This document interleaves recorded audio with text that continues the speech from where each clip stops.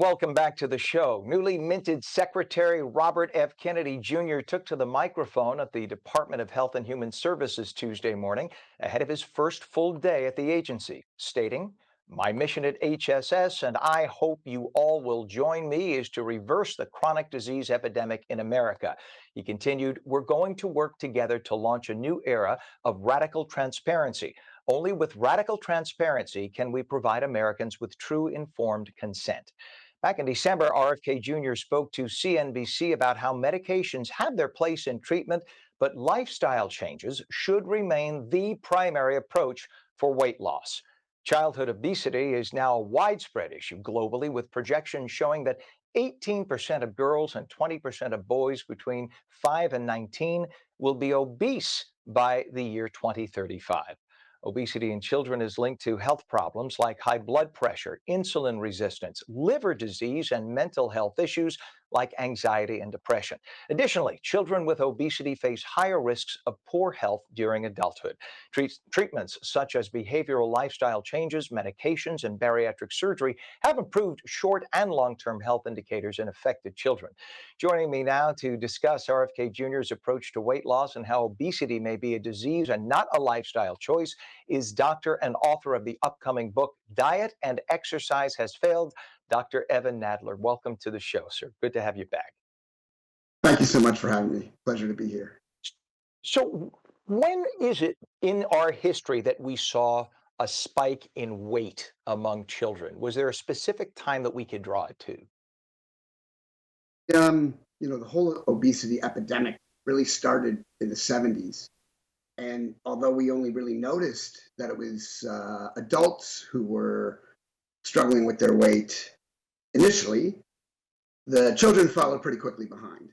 So I wouldn't say there's an exact time, but it's been around for basically the whole time the adult epidemic has been there. We just haven't really paid attention. So is it more or less whatever the adults are eating, they then feed their children, and it's likely more refined or foods, et cetera. And the problem is they're getting away from the healthy stuff, the vegetables, the fruits, et cetera. What we've been told all along is going to keep us healthy. Right. So the foods play a huge part in starting obesity, right? Just as you said, we've gotten away from healthy eating habits. There's all kinds of stuff in foods now that really shouldn't be there or don't need to be there. But the irony and the unfortunate thing is that just flipping the switch and getting back to healthier foods isn't actually going to work for all those people who already have obesity. Mm. So what is the solution then for those individuals? The solution for us as a society is dual pronged.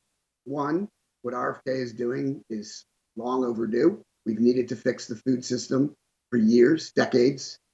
But for those who already are suffering from the disease, they need treatment, and they need, whether it's all lifestyle, it's also lifestyle plus medication, or lifestyle plus surgery, or lifestyle plus medication and surgery. And that's where we need to go. Well, in full disclosure, you're talking to a guy who used to weigh nearly 400 pounds. I've done the Roux-en-Y gastric bypass. I've done the fen years ago when both fens were allowed. I mean, you name it. I did every treatment. I did the GLP-1s. I did so, and fortunately, I'm 180 pounds now in my 50s. It took this long to get to the point where I'm healthy, I walk, I eat properly, et cetera. But it took a long time to get to that point. So I speak from experience, and I think a lot of people don't understand that once you get on the kick of having the artificial foods on a regular basis, your body then craves it more. And I remember growing up constantly being hungry, and the more I would eat of the junk food, the more I had to have. And is this what we're seeing, and is this how we're getting kids addicted into that unhealthy or unhealthful lifestyle? So you speak from experience, and you know the term food noise, whether you knew that's what it was called before or only learned about it recently. But food noise is real. And both the surgery and the medications work in large part by reducing the food noise so that people can make better choices. And The food addiction that you speak about is a real thing too, right? The food and beverage industry designed cheese puffs to be addictive. They made the sound of a Pringles can opening to be pleasant to the ear. So again, it's dual pronged. We need to fix those addictions, but we also need to use the tools that are at our disposal to help those who are in need. Doc, right now I know the GLP-1s are a huge, being used by a lot of people. I probably know a dozen people who are on a GLP-1 now, people whom I have known for maybe the last 10 years were significantly overweight or obese who are now dropping a lot of weight.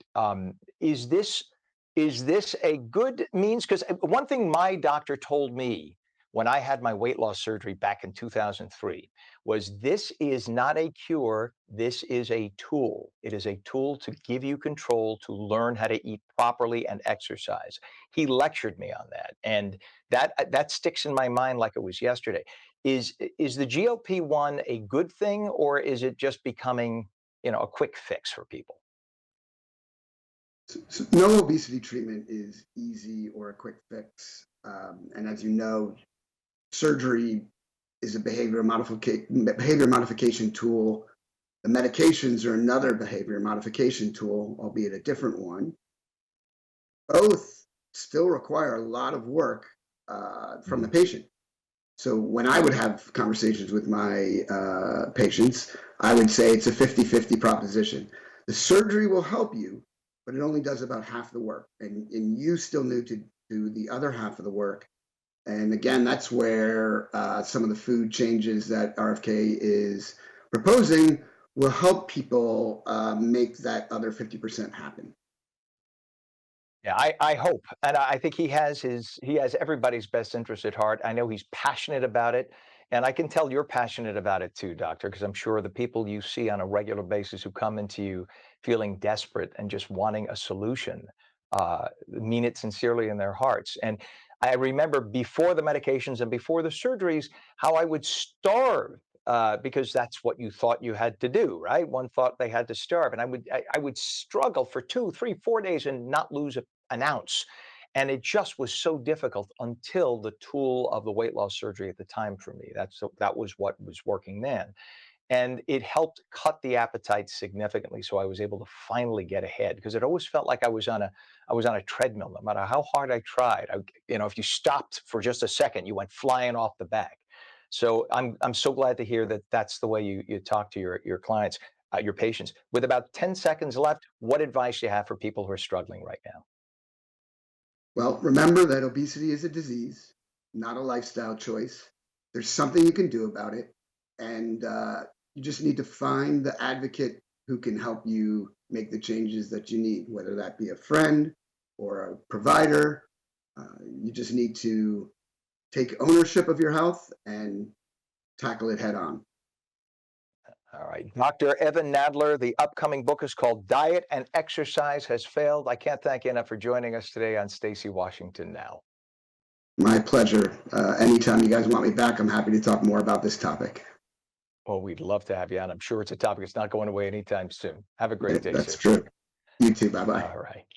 You bet. And Stacy Washington Now will be back in just a moment. Don't go away.